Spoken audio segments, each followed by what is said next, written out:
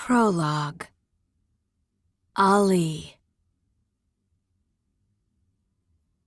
Alizade al-Qahtani didn't make it a month with his caravan. "Run, my prince, run!" The sole Ayanle member of his traveling party cried as he staggered into Ali's tent one night when they were camped along a southern bend of the Euphrates. Before the man could say more, a blood-dark blade burst from his chest. Ali flew to his feet. His weapons already at hand, he slashed the back of the tent open with a strike of his Zulfikar and fled into the darkness. They pursued him on horseback, but the Euphrates glistened close ahead, black as the star-drenched night reflected in the river's coursing surface. Praying his weapons were secure, Ali plunged into the water as the first arrows flew, one whistling past his ear. The cold water was a shock, but Ali swam fast, the motion as instinctual as walking, faster than he ever had, with a grace that would have taken him aback had he not been preoccupied with saving his life. Arrows struck the water around him, following his path, and so he dived deep, the water growing murky. The Euphrates was wide, and it took him time to cross, to push through water weeds and fight the fierce current trying to drag him downstream. It was only when he was staggering up the opposite bank that the sick realization swept over him. He had not needed to emerge for air the entire time. Ali gulped, shivering as a cold breeze stole through his wet dishdasha. Nausea rose in his chest, but there was little time to contemplate what had happened in the river, not when mounted archers were pacing on the other side. His tent was aflame, but the rest of the camp looked untouched and eerily still, as though a quiet command had been passed among the other travelers in his party to ignore the screams they might hear tonight. Ali had been betrayed, and he was not waiting around to find out if either the assassins or his traitorous companions could cross the river. He stumbled to his feet and ran for his life, racing headlong toward the opposite horizon. Dawn had broken by the time his legs finally gave out. He collapsed, landing hard on the golden sand. The river was long gone. In every direction was desert, the sky a bright, hot bowl turned upside down. Ali's gaze darted across the still landscape as he fought for breath. But he was alone. Relief and fear warred through him. He was alone, with a vast desert before him and enemies at his back, his only possessions his Zulfikar and Khanjar. He had no food, no water, no shelter. He hadn't even had time to grab the turban and sandals that might have protected him from the heat. He was doomed. You were already doomed, you fool. Your father made that clear. Ali's exile from Daevabad was a death sentence, one obvious to anyone with knowledge of the politics of his tribe. Did he really think he could fight it? That his death would be easy? If his father had wanted to be merciful, he would have had his youngest son strangled in his sleep within the city's walls. For the first time, a twinge of hate clawed up in Ali's heart. He didn't deserve this. He had tried to help his city and his family, and Ghassan wasn't even generous enough to give him a clean death. Angry tears pricked his eyes. Ali wiped them away roughly, feeling disgusted. No, this wouldn't be how things ended for him, weeping tears of self-pity and cursing his family as he wasted away in some unknown patch of sand. He was Gaziri. When the time came, Ali would die dry-eyed, with the declaration of faith on his lips and a blade in his hand. He fixed his eyes southwest, in the direction of his homeland, the direction he'd prayed his entire life, and dug his hands in the golden sand. Ali went through the motions to cleanse himself for prayer, the motions he'd made multiple times a day since his mother had first shown him how. When he finished, he raised his palms, closing his eyes and catching the sharp scent of the sand and salt clinging to his skin. "Guide me," he begged. "Protect those I was forced to leave behind, and when my time comes..." His throat thickened. "When my time comes, please have more mercy on me than my father did." Ali touched his fingers to his brow, and then he rose to his feet.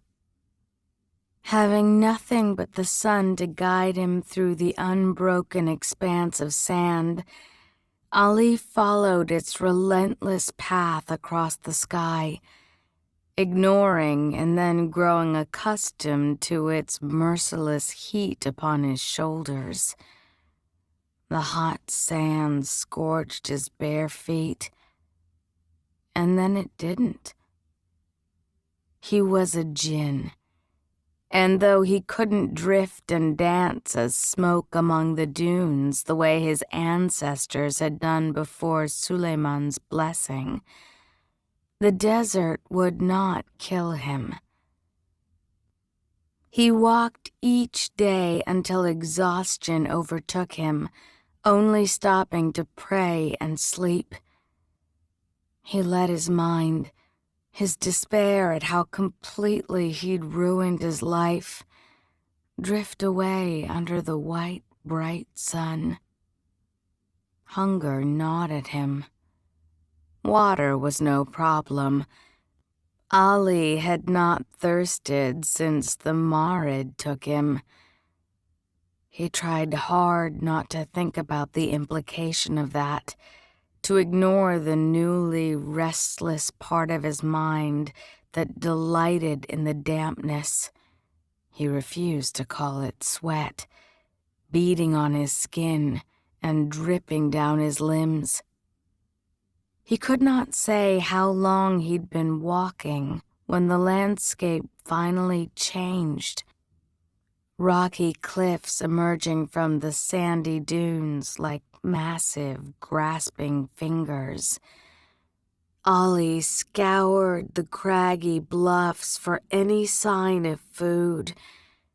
He'd heard rural Gaziris were able to conjure entire feasts from human scraps, but Ali had never been taught such magic. He was a prince, raised to be a Qaed, surrounded by servants his entire privileged life. He had no idea how to survive on his own. Desperate and starving, he ate any bit of greenery he could find down to the roots. It was a mistake. The following morning he awoke violently ill. Ash crumbled from his skin, and he vomited until all that came up was a fiery black substance that burned the ground. Hoping to find a bit of shade in which to recover, Ali tried to climb down from the cliffs, but he was so dizzy that his vision blurred and the path danced before him. He lost his footing on the loose gravel almost immediately and slipped, tumbling down a sharp incline. He landed hard in a stony crevasse, smashing his left shoulder into a protruding rock. There was a wet pop, and a searing heat burst down his arm. Ali gasped. He tried to shift and then yelped, a sharp pain shooting through his shoulder. He sucked for air through his teeth, biting back a curse as the muscles in his arms spasmed. "Get up. You will die here if you do not get up." But Ali's weakened limbs refused to obey. Blood trickled from his nose, filling his mouth as he stared helplessly at the stark cliffs outlined against the bright sky. A glance at the crevasse revealed nothing but sand and stones. It was, rather fittingly, a dead place. He choked back a sob. There were worse ways to die, he knew. He could have been caught and tortured by his family's enemies, or hacked apart by assassins eager to claim bloody proof of their victory. But God forgive him. Ali was not ready to die. "You are Gaziri, a believer in the most merciful. Do not dishonor yourself now." Shaking, Ali squeezed his eyes against the pain, trying to find some peace in the holy passages he'd memorized so long ago. But it was difficult. The faces of those he'd left behind in Daevabad, the brother whose trust he'd finally lost, the friend whose love he'd killed, the father who'd sentenced him to death for a crime he hadn't committed, kept breaking through the encroaching darkness, their voices taunting him as he slowly slipped away. He woke to an impossibly foul substance being forced down his throat.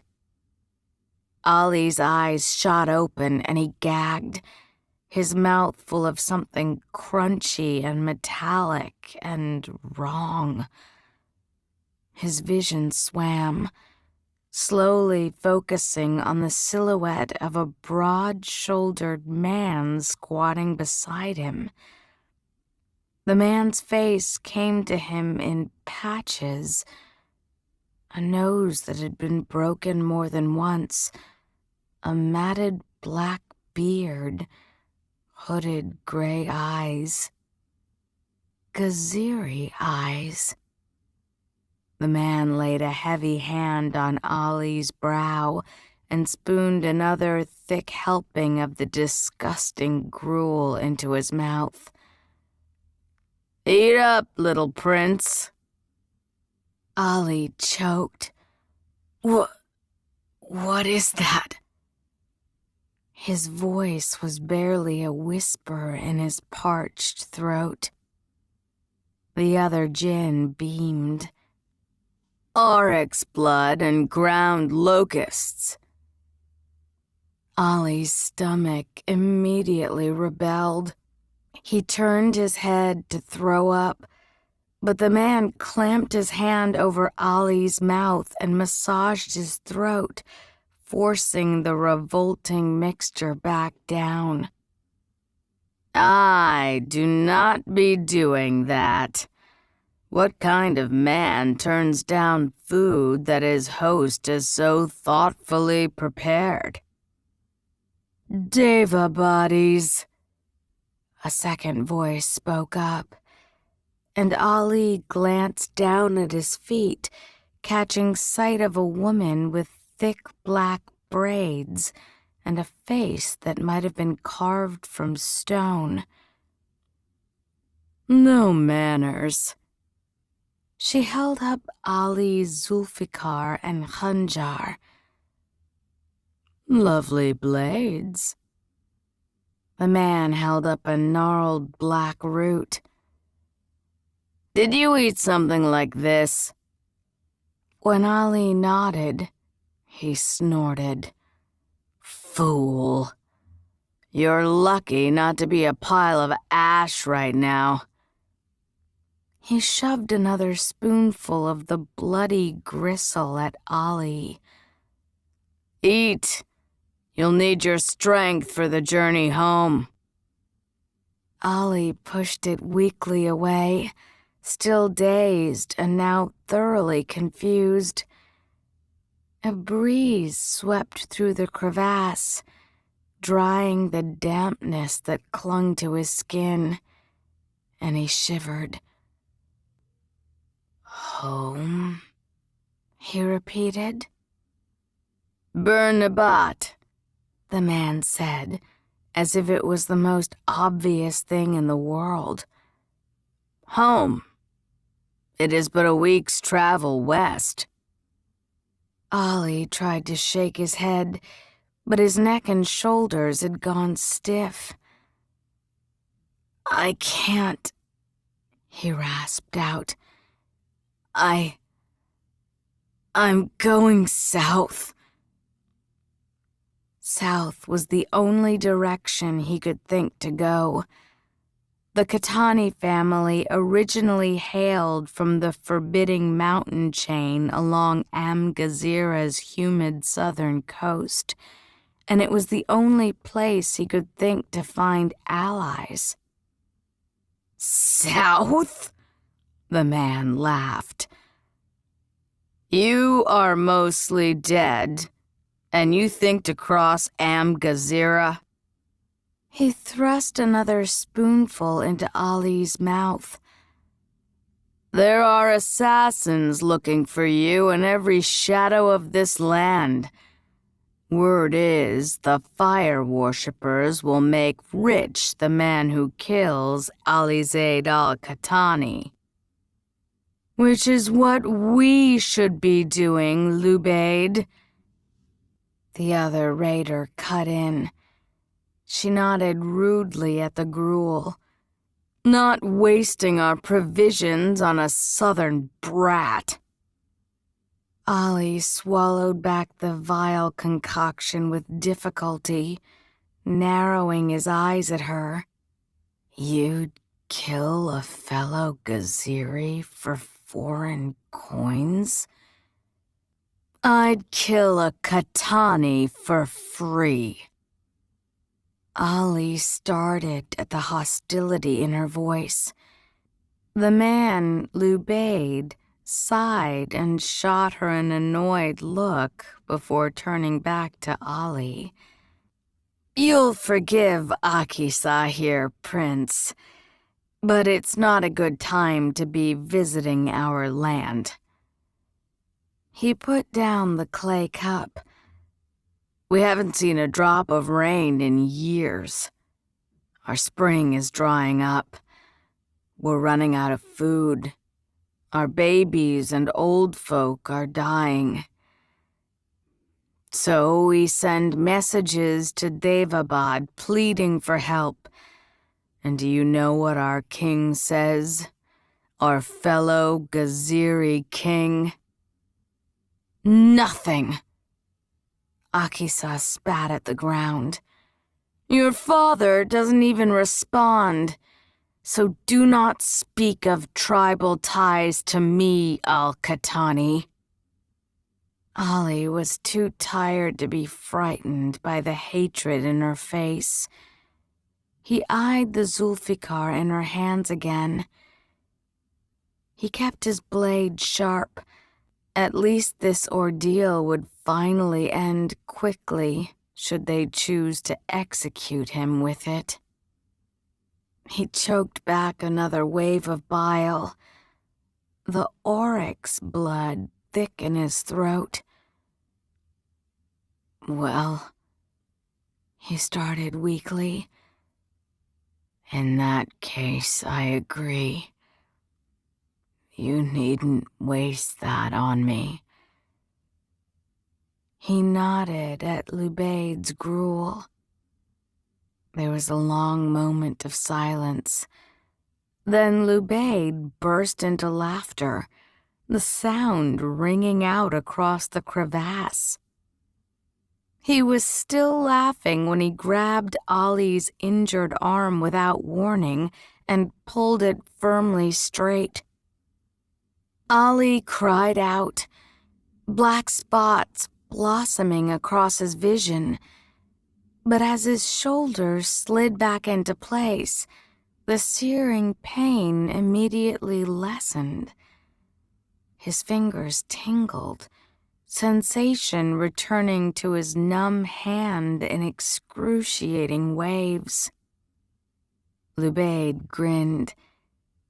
He removed his gutra, the cloth headdress worn by northern Gaziri djinn, and quickly fashioned it into a sling. Then he hauled Ali to his feet by his good arm. Keep your sense of humor, boy. You're going to need it. A massive white oryx waited patiently at the mouth of the crevasse.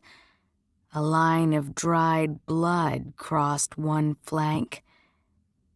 Ignoring Ali's protests, Lubaid shoved him up onto the animal's back. Ali clutched its long horns, watching as Lubaid wrestled his Zulfikar away from Akisa. He dropped it in Ali's lap. Let that shoulder heal, and perhaps you'll swing this again. Ali gave the blade an incredulous look. But I thought... We'd be killing you? Lubaid shook his head. No, not yet anyway. Not while you are doing that. He motioned back to the crevasse.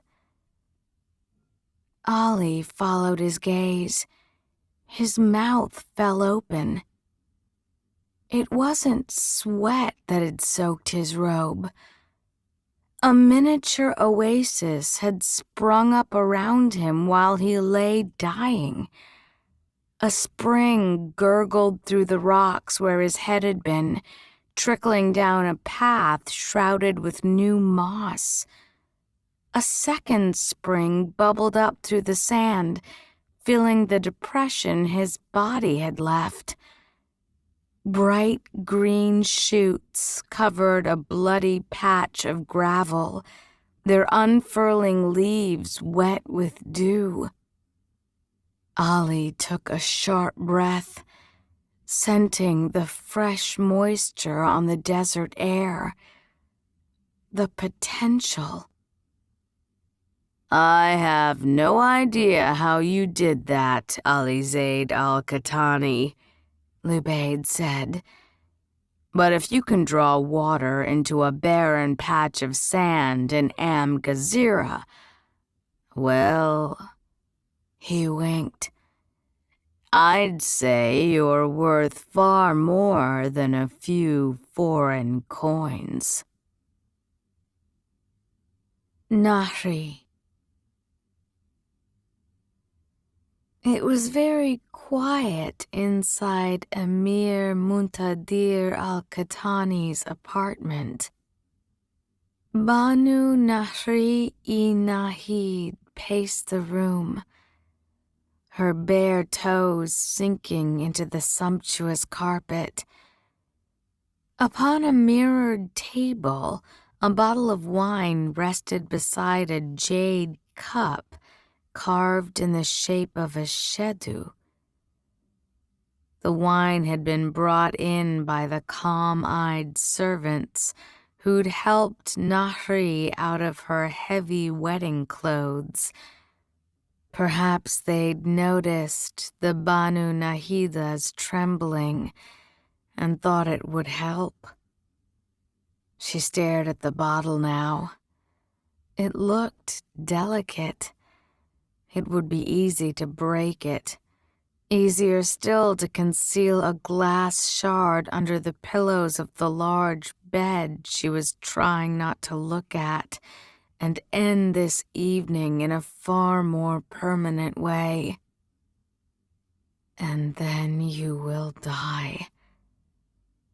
Ghassan would put 1,000 of her tribesmen to the sword, make Nahri watch each one, and then throw her to his Karkadan. She tore her gaze from the bottle.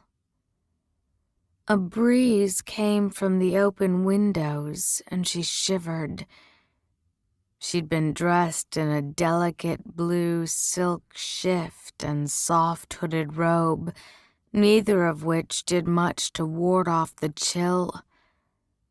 All that was left of the overly elaborate outfit in which she'd been wed was her marriage mask, made of finely carved ebony and secured by copper clasps and chains. The mask was engraved with her and Muntadir's names. It was to be burned upon consummation, the ash marking their bodies the next morning, proof of the marriage's validity. It was, according to the excited Ghaziri noblewomen teasing her earlier at the wedding dinner, a beloved tradition of their tribe. Nahri didn't share their excitement. She'd been sweating since she entered the room, and the mask kept sticking to her damp skin. She pulled it slightly loose, trying to let the breeze cool her flushed cheeks. She caught the reflection of her movement in the massive bronze-edged mirror across the room and averted her eyes. However fine the clothes and mask, they were Ghaziri, and Nahri had no desire to see herself in the garb of her enemy. "They're not your enemy," she reminded herself. Enemy was Dara's word, and she was not going to think about Dara. Not tonight. She couldn't. It would break her. And the last Banu Nahida of Daevabad was not going to break. She'd signed her wedding contract with a steady hand and toasted Ghassan without trembling, smiling warmly at the king who'd threatened her with the murder of Deva children and forced her to disown her own Afshin with the crudest of charges. If she could handle all of that, she could handle whatever happened in this room. Nahri turned to cross the bedroom again. Muntadir's vast apartment was located on one of the upper levels of the enormous ziggurat at the heart of Daevabad's palace complex. It was filled with art, paintings on silk screens, delicate tapestries, and finely wrought vases, all of which had been carefully displayed, and all of which seemed to carry an aura of magic. She could easily envision Muntadir in this wondrous room, lounging with a cup of expensive wine and some cosmopolitan courtesan, quoting poetry and bantering about the useless pleasures of life that Nahri had neither the time nor inclination to pursue.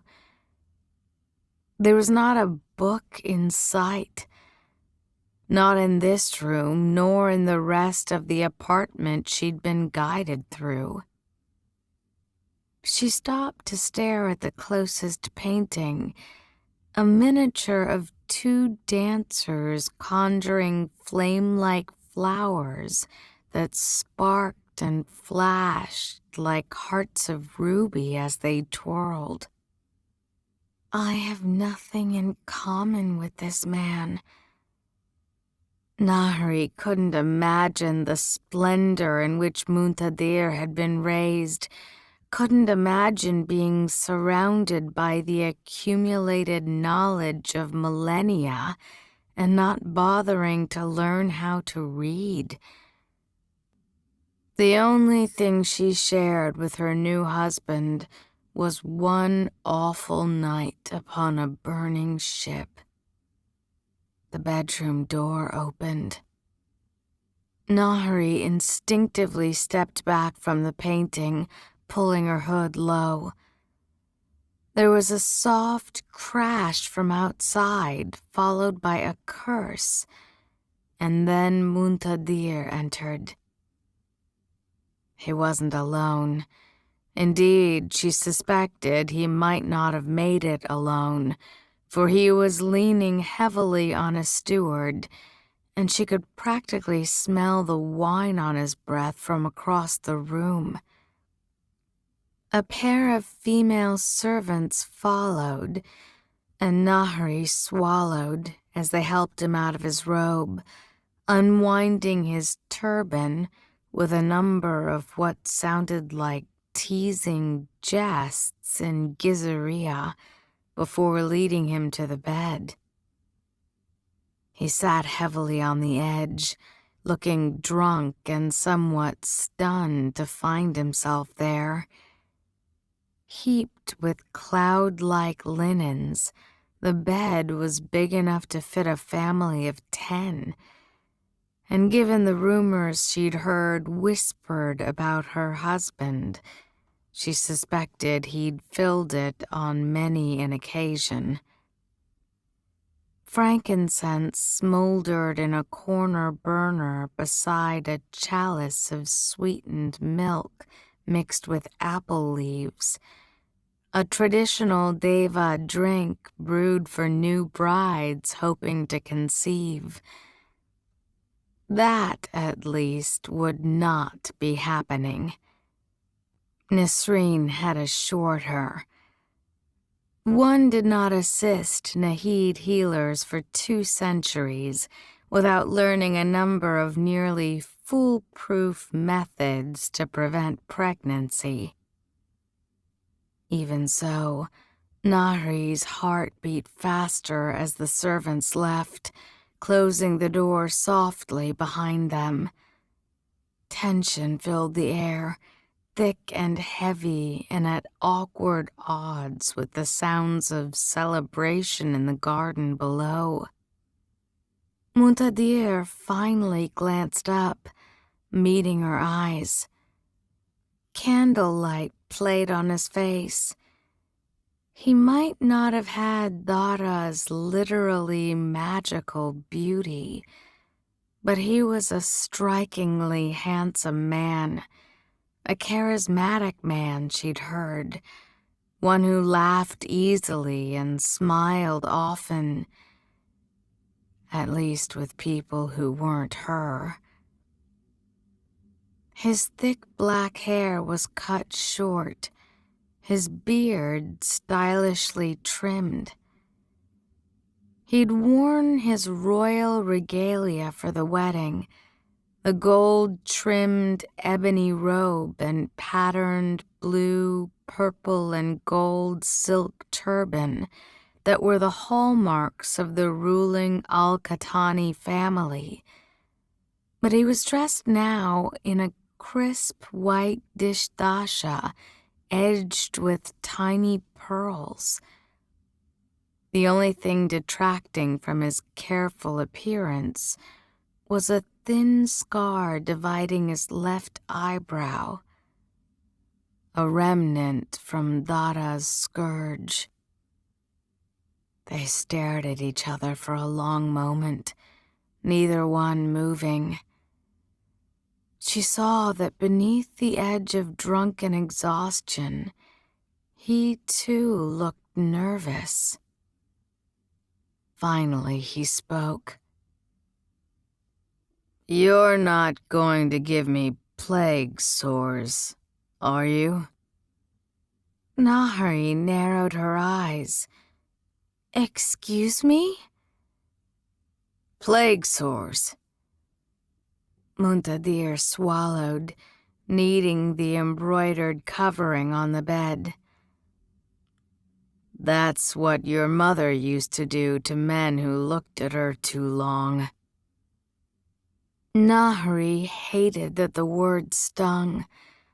She wasn't a romantic. On the contrary, she prided herself on her pragmatism and her ability to set aside her emotions. That's what had led her to this room, after all. But it was still her wedding night, and she might have hoped for a word of kindness from her new husband, for a man eager to touch her, rather than one worried she would curse him with some sort of magical disease. She let her robe drop to the floor without ceremony. "Let's get this over with." She approached the bed, fumbling with the delicate copper fixtures holding her marriage mask in place. "Be careful!" Muntadir's hand shot out, but he jerked it back when he brushed her fingers. "Forgive me," he said quickly. "It's just... the mask clips were my mother's." Nahari's hands stilled.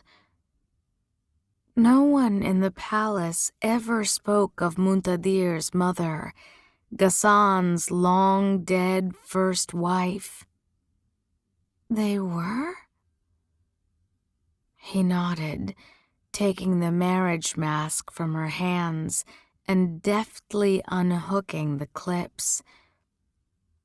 In comparison to the opulent room and the glittering jewelry they were both wearing, the clips were rather plain, but Muntadir held them as if he'd just been handed Suleiman's seal ring. "They've been in her family for centuries," he explained, running his thumb over the fine filigree work.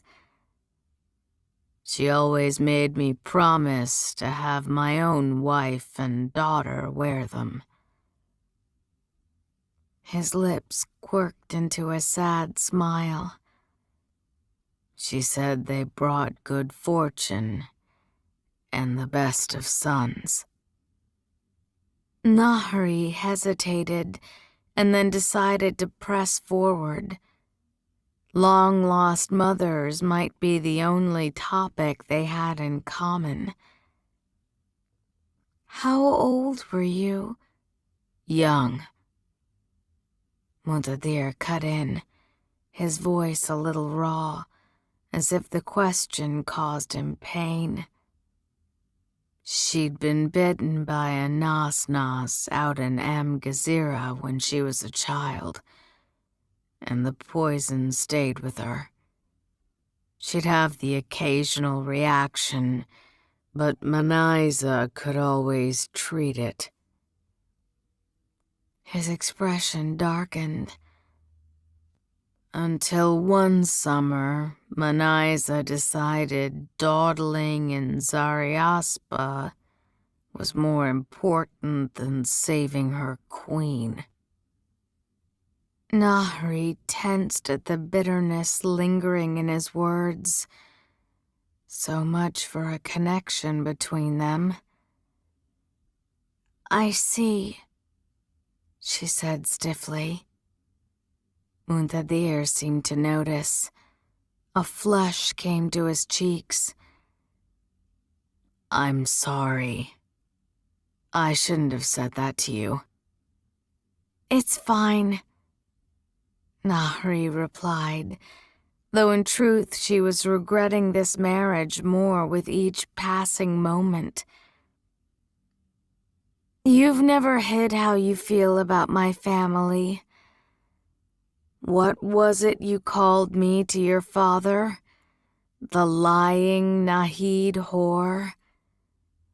The one who seduced your brother and ordered my Afshin to attack your men?" Muntadir's gray eyes flashed with regret before he dropped his gaze. "That was a mistake," he said, defending himself weakly. "My best friend and my little brother were at death's door." He rose to his feet, moving toward the wine. "I wasn't thinking straight." Nahri dropped to sit on the bed, crossing her legs under the silk shift.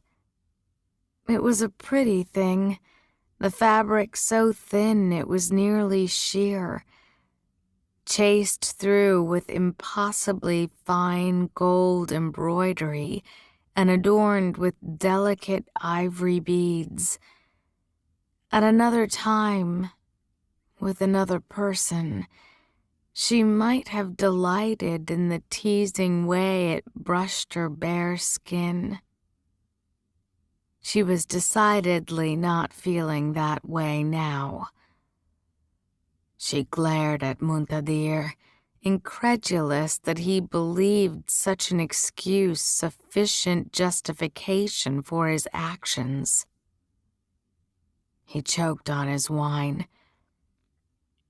"That's not helping me forget about plague sores," he said between coughs. Nahri rolled her eyes. "For God's sake, I'm not going to hurt you. I can't.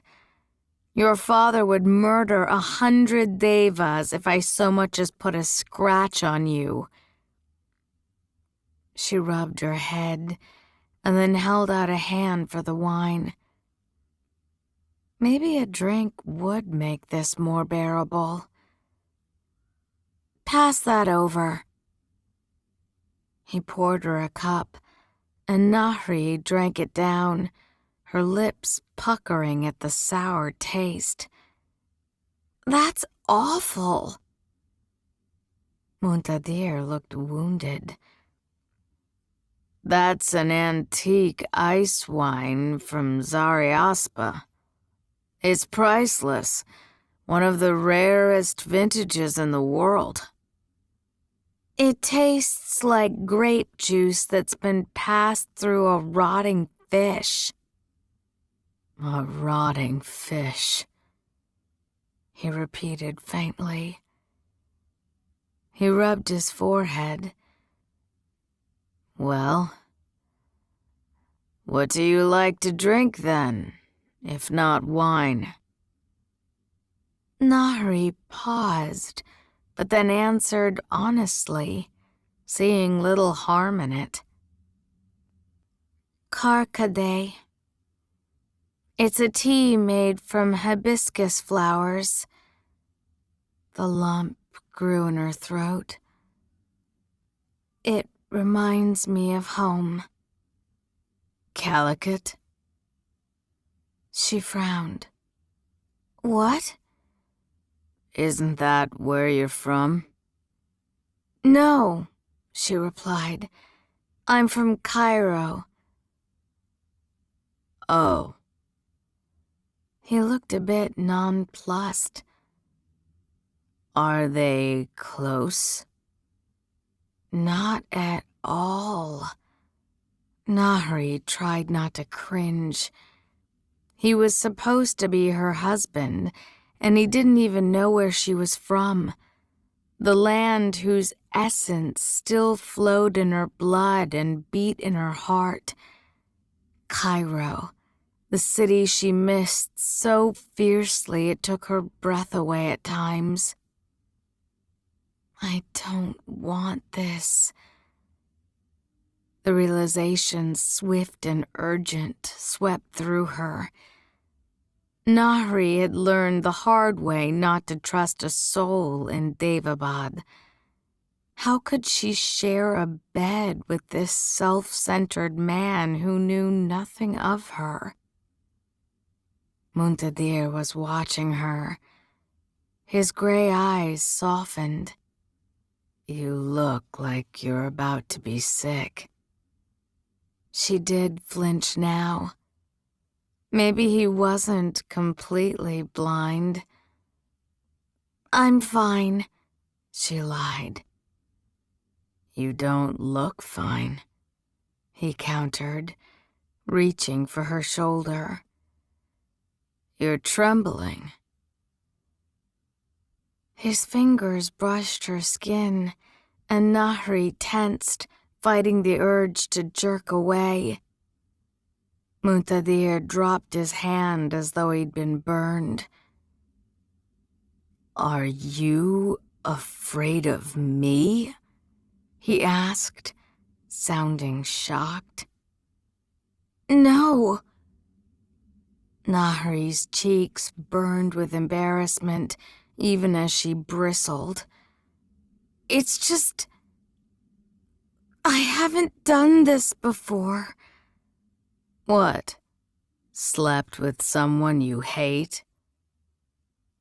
His wry smile vanished when she bit her lip. Oh, he added. I had assumed that you and Daevabad. No, Nahri said quickly. She couldn't hear that sentence completed. Things weren't like that between us, and I don't want to talk about him. Not with you. Muntadir's mouth tightened. Fine. Silence grew between them again, punctuated by the shouts of laughter that drifted in from the open window. Glad to know everyone's so happy we're uniting our tribes, Nahri muttered darkly. Muntadir glanced at her. Is that why you agreed to this? I agreed. Her voice turned sarcastic on the word. Because I knew I would otherwise be forced to marry you. I figured I might as well go willingly and take your father for every coin of dowry I could, and maybe one day convince you to overthrow him. It probably wasn't the wisest response, but Nahri was finding it harder and harder to care what her new husband thought. The color abruptly left Muntadir's face. He swallowed and then tossed back the rest of his wine before turning to cross the room. He opened the door, speaking in Gizaria to whoever was on the other side. Nahri inwardly cursed the slip of her tongue. Her feelings toward Muntadir aside, Ghassan had been hell-bent on marrying them. And if Nahri ruined this, the king would no doubt find some ghastly way to punish her. "What are you doing?" she asked when he returned, anxiety rising in her voice. "Getting you a glass of your strange flower tea." Nahri blinked in surprise. "You don't have to do that." "I want to." He met her gaze. "Because, quite frankly, you terrify me, wife. And I wouldn't mind staying on your good side." He retrieved the marriage mask from the bed. "But you can stop shaking. I'm not going to hurt you, Nahri. I'm not that kind of man. I'm not going to lay another finger on you tonight." She eyed the mask. It was starting to smolder. She cleared her throat. "But people will be expecting..." The mask burst into cinders in his hands, and she jumped. "Hold out your hand," he said, dumping a fistful of ash into her palm when she did so. He then ran his ash-covered fingers through his hair and around the collar of his tunic, wiping them on his white dishdasha. "There," he deadpanned. "The marriage has been consummated." He jerked his head at the bed. "I've been told I toss and turn terribly in my sleep. It will look like we've been doing our part for peace between our tribes all night long." Heat filled her face at that, and Muntadir grinned. "Believe it or not, it's nice to know something makes you anxious. Manaiza never showed any emotion, and it was terrifying." His voice grew gentler. "We'll need to do this eventually. There will be people watching us, waiting for an heir. But we'll take it slow. It doesn't have to be a horrible ordeal." His eyes twinkled in amusement. "For all the hand-wringing that surrounds it, the bedroom can be a rather enjoyable place." A knock interrupted them, which was a blessing, for despite growing up on the streets of Cairo, Nahri didn't have a retort for that. Muntadir crossed back to the door and returned with a silver platter upon which a rose quartz pitcher rested. He placed it on the table next to the bed. "Your carcade." He pulled back the sheets, collapsing into the small mountain of pillows. "Now, if I'm not needed, I'm going to sleep. I'd forgotten how much dancing Deva men did at weddings." The worry inside her unknotted slightly. Nahri poured herself a glass of carcade, and, ignoring her instinct to retreat to one of the low couches arranged near the fireplace, carefully slipped into the bed as well. She took a sip of her tea, savoring the cool tang. The familiar tang. But the first memory that came to Nahri wasn't of a cafe in Egypt. It was of Daevabad's royal library. sitting across from a smiling prince who'd known the difference between Calicut and Cairo quite well. The prince whose knowledge of the human world had drawn Nahri to him in a way she hadn't realized was dangerous until it was too late. "Muntadir, can I ask you something?" The words burst from her before she could think better of them. His voice came back to her, already husky from sleep. "Yes." "Why wasn't Ali at the wedding?" Muntadir's body instantly tensed. "He's busy with his garrison in Amgazira." His garrison. Yes, that's what every Gaziri said, almost down to the word, when asked about Alizaid al-Khatani.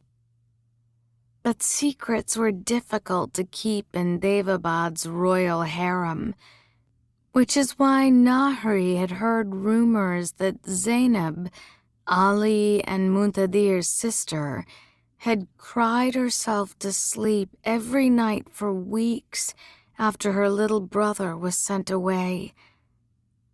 Zainab, who had looked haunted ever since, even at the wedding festivities this evening. The real question slipped from her. "Is he dead?" she whispered. Muntadir didn't respond right away, and in the silence, Nahri felt a tangle of conflicting emotions settle into her chest. But then her husband cleared his throat. "No." The word sounded careful, deliberate. "Though if you don't mind, I would rather not discuss him. And, Nahri, about what you said before." He looked at her, his eyes heavy with an emotion she couldn't quite decipher. "You should know that when it comes down to it, I'm a Khatani. My father is king. I will always be loyal to that first." The warning was clear in his words, uttered in a voice that had lost all hint of intimacy. This was the Emir of Daevabad speaking now, and he turned his back to her without waiting for a response. Nahri set her glass down with a thud, feeling the slight warmth that had risen between them turn to ice. Annoyance sparked in her chest. One of the tapestries across the room shuddered in response. The shadows falling across Muntadir's form, outlining the palace window, suddenly lengthened, sharpened. Neither surprised Nahri. Such things had been happening lately. The ancient palace seeming to awaken to the fact that a Nahid dwelled within its walls again. Dara. In the crimson light of a sun that never set, Darayavahush-i Afshin slumbered. It was not true sleep, of course, but something deeper, quieter. There were no dreams of missed opportunities and unrequited love, nor nightmares of blood-drenched cities and merciless human masters. He lay on the felt blanket his mother had woven for him as a boy, in the shade of a cedar glen. Through the trees, he caught glimpses of a dazzling garden, one that occasionally tugged at his attention. But not now.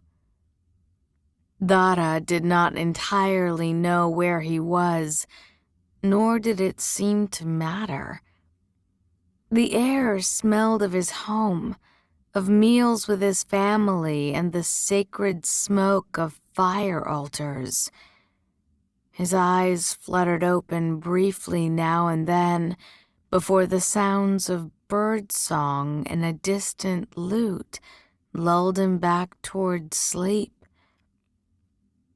It was all Dara wanted to do, to rest until the weariness finally slipped from his bones, until the scent of blood left his memory. A small hand nudged his shoulder. Dara smiled. "Coming to check on me again, sister?" He opened his eyes. Tamima knelt at his side, grinning a gap-toothed smile. A shroud draped his little sister's small form, her black hair neatly plaited. Tamima looked far different than she had when Dara had first set eyes on her. When he had arrived in the glen, her shroud had been drenched in blood, her skin carved and scored with names written in Tukharistani script. It was a sight that had made him wild. He'd torn the glen apart with his bare hands again and again until he finally collapsed in her small arms. But her marks had been fading ever since, along with the black tattoo on his own body, the one that looked like rungs on a twisting ladder. Tamima dug her bare toes into the grass. "They are waiting to talk to you in the garden." Apprehension stole through him. Dara suspected he knew all too well the judgment that awaited him in that place. "I am not ready," he replied. "It is not a fate to fear, brother." Dara squeezed his eyes shut. "You do not know the things I have done." "Then confess them and free yourself of their weight." "I cannot," he whispered. "If I start, Tamima, they will drown me. A burst of heat suddenly seared his left hand, and Dara gasped, the pain taking him by surprise. It was a sensation he'd started to forget, but the burn vanished as quickly as it had come. He raised his hand. A battered iron and emerald ring was on his finger. Dara stared at it, baffled. He pushed to a sitting position, the heavy mantle of drowsiness falling from his body like a cloak. The glen's stillness ebbed away, a cold breeze sweeping aside the smells of home and sending the cedar leaves dancing. Dara shivered. The wind seemed like a thing alive, pulling at his limbs and tousling his hair.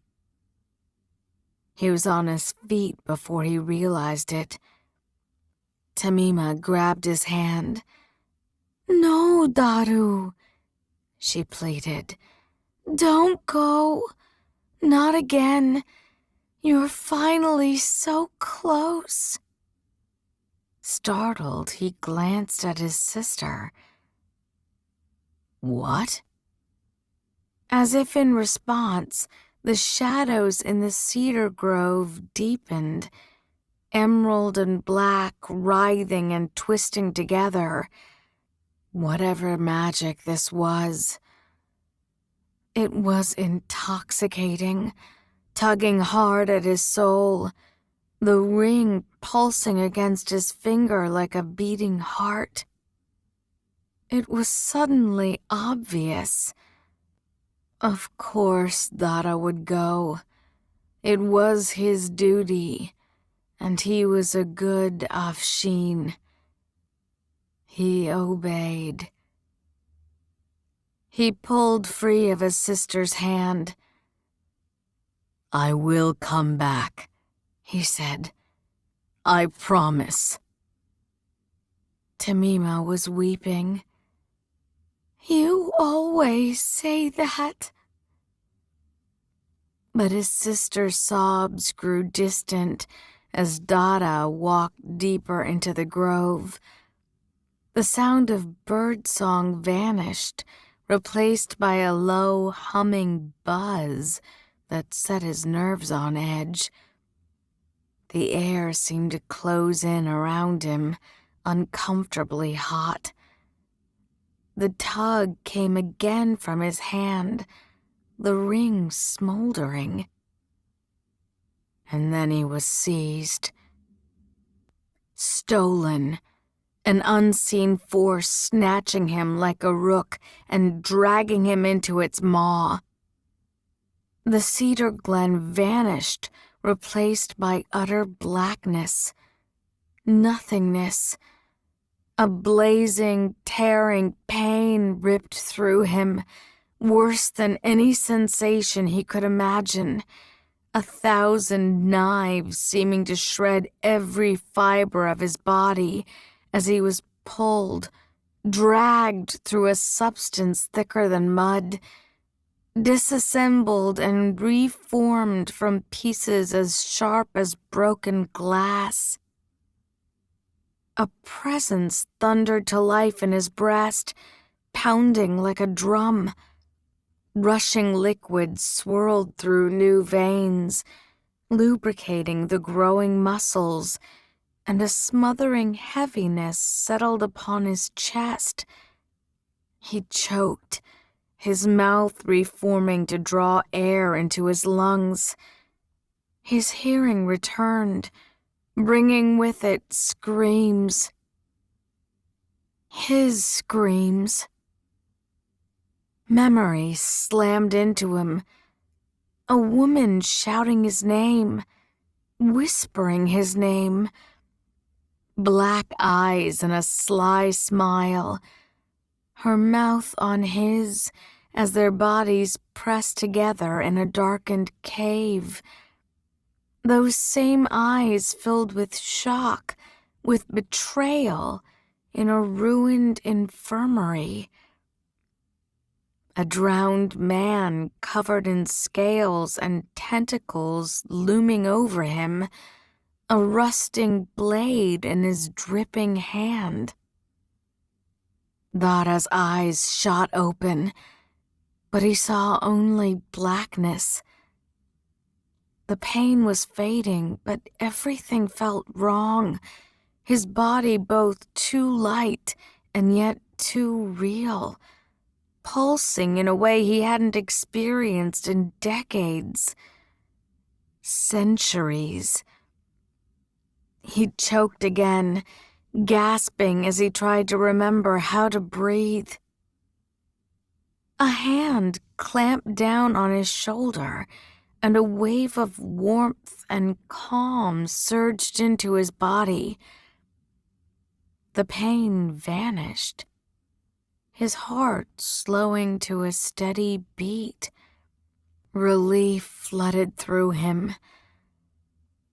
Dara would know the healing touch of a Nahid anywhere. Nahri, he breathed. Tears burned his eyes. Oh, Nahri, I am sorry. I am so sorry. I never meant... The words died in his mouth. He'd caught sight of his hand. It was fire bright, tipped in deadly sharp claws. Before he could scream, a woman's face swam into view. Nahri. No, not Nahri. Though Dada could see the ghost of her in the woman's expression. This Deva was older, her face slightly lined. Silver stole through the black hair roughly shorn at her shoulders. She looked almost as shocked as Dada felt. Delighted, but shocked.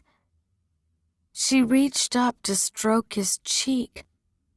"It worked," she whispered. "It finally worked." Dada stared down in horror at his burning hands. The hated emerald slave ring glittered back. "Why do I look like this?" His voice broke in panic. "Have the Ifrit?"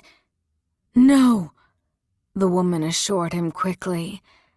"You're free of the Ifrit, Darayafahush. You're free of everything." That answered nothing.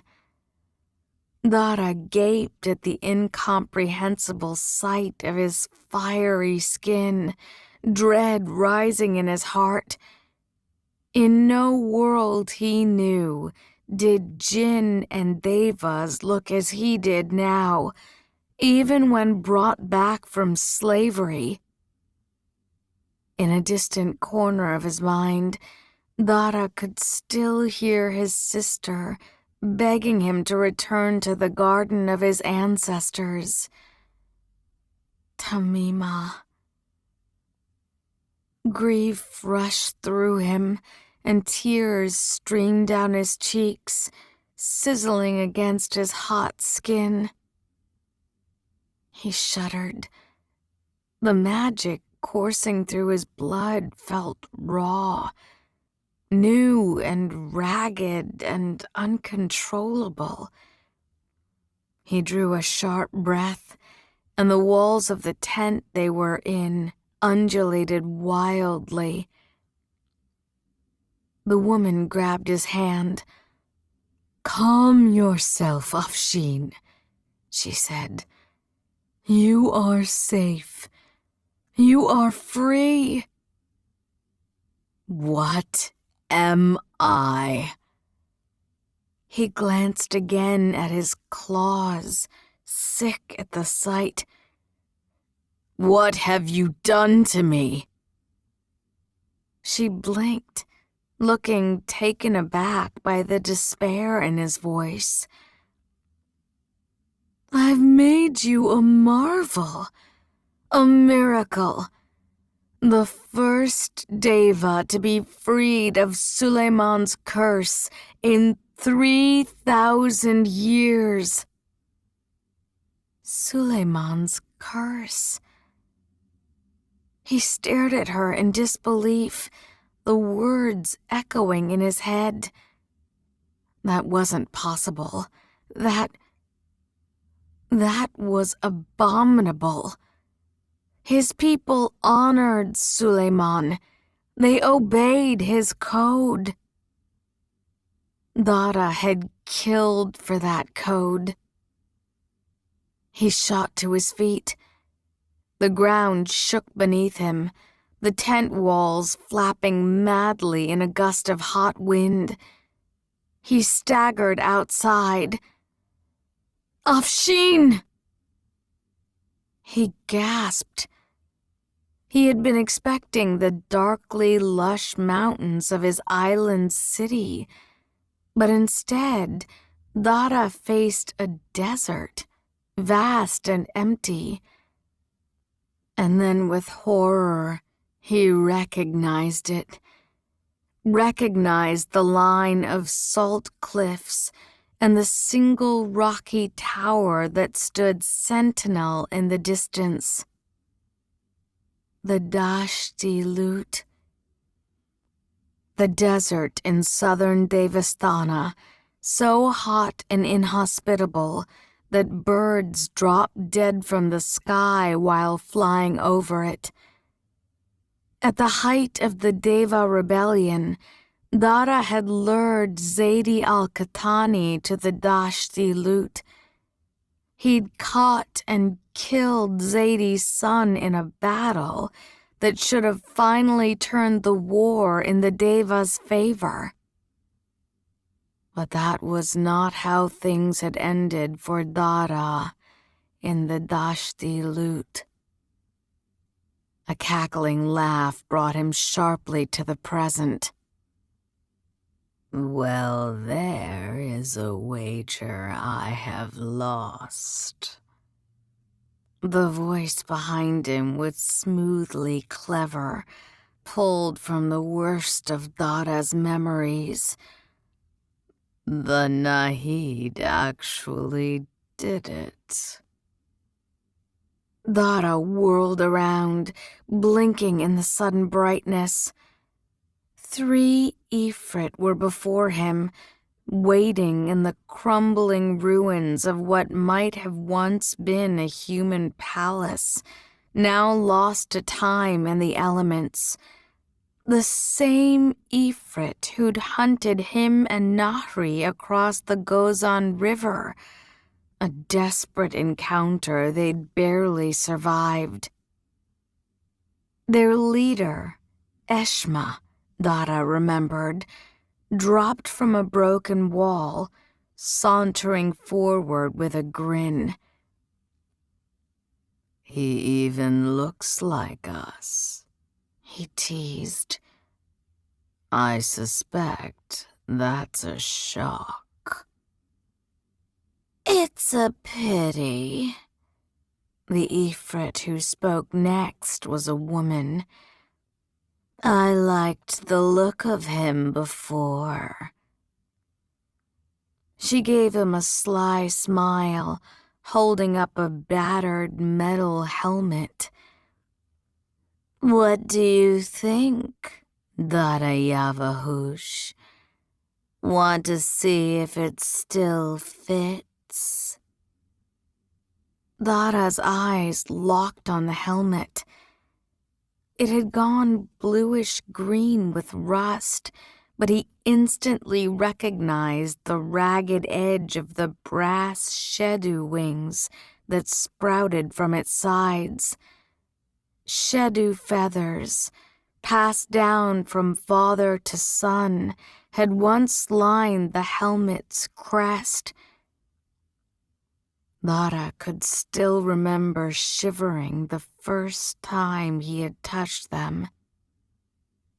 With rising horror, he looked again at the crumbling bricks, at the dark hole they enclosed, a black void upon the moonlit sand.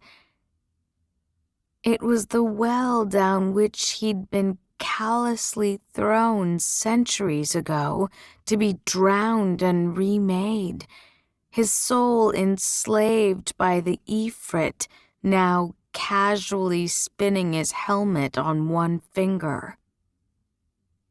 Dara jerked back, clutching his head. None of this made any sense, but it all suggested something unfathomable, unconscionable. Desperate, he reached for the first person on his mind. Nahri, he stammered. He'd left her screaming his name upon the burning boat, surrounded by their enemies. Eshma rolled his eyes. I did tell you he would ask for her first. The Afshins are like dogs for their nahids, loyal no matter how many times they're whipped. He turned his attention back to Dara. Your little healer is in Daevabad. Daevabad. His city. His Banu Nahida. The betrayal in her dark eyes. Her hands on his face as she begged him to run away. A choked cry came from his throat, and heat consumed him. He whirled around, not certain where he was going, only knowing that he needed to get back to Daevabad. And then, in a crack of thunder and flash of scalding fire, the desert was gone. Dara blinked. Then he reeled. He stood upon a rocky shore, a swiftly coursing river gleaming darkly beside it. On the opposite bank, limestone cliffs rose against the night sky, glowing faintly. The Ghassan River. How he had gotten here from the Dashti loot in the blink of an eye was not a thing Dara could begin to comprehend. But it didn't matter. Not now. The only thing that mattered was returning to Daevabad and saving Nahri from the destruction he'd wrought. Dara rushed forward. The invisible threshold that hid Daevabad away from the rest of the world was mere moments from the riverbank. He had crossed it countless times in his mortal life, returning from hunting trips with his father and his assignments as a young soldier. It was a curtain that fell instantly for anyone with even a drop of Deva blood, revealing the misty green mountains that surrounded the city's cursed lake. But as he stood there now, nothing happened. Panic swept him. This couldn't be. Dara tried again, crisscrossing the plain and running the length of the river, struggling to find the veil. On what must have been the 100th attempt, Dara crashed to his knees. He wailed, flames bursting from his hands. There was a crack of thunder, and then the sound of running feet, and Eshma's annoyed sigh. A woman knelt quietly at his side. The Deva woman whose face he'd awoken to, the one who resembled Nahri. A long moment of silence stretched between them, broken only by Dara's ragged breaths. He finally spoke. "Am I in hell?" he whispered, giving voice to the fear that gnawed at his heart, the uncertainty that had kept him from taking his sister's hand to enter the garden. "Is this punishment for the things I've done?" "No, Darayavahush, you are not in hell." The soft assurance in her calm voice encouraged him to continue, and so he did. "I cannot cross the threshold," he choked out. "I cannot even find it. I have been damned. I have been turned away from my home and..." The woman gripped his shoulder, the powerful magic in her touch stealing his words. "You have not been damned," she said firmly. "You cannot cross the threshold because you don't carry Suleiman's curse, because you are free." Dara shook his head. "I do not understand." "You will." She took his chin in her hands, and Dara found himself turning to look at her, feeling strangely compelled by the urgency in her dark eyes. "You've been granted more power than any Deva in millennia. We will find a way to return you to Daevabad. I promise." Her grip tightened on his chin. "And when we do, Darayavahush, we are going to take it. We're going to save our people. We're going to save Nahri." Dara stared at her, desperate for the chance her words offered. "Who are you?" he whispered.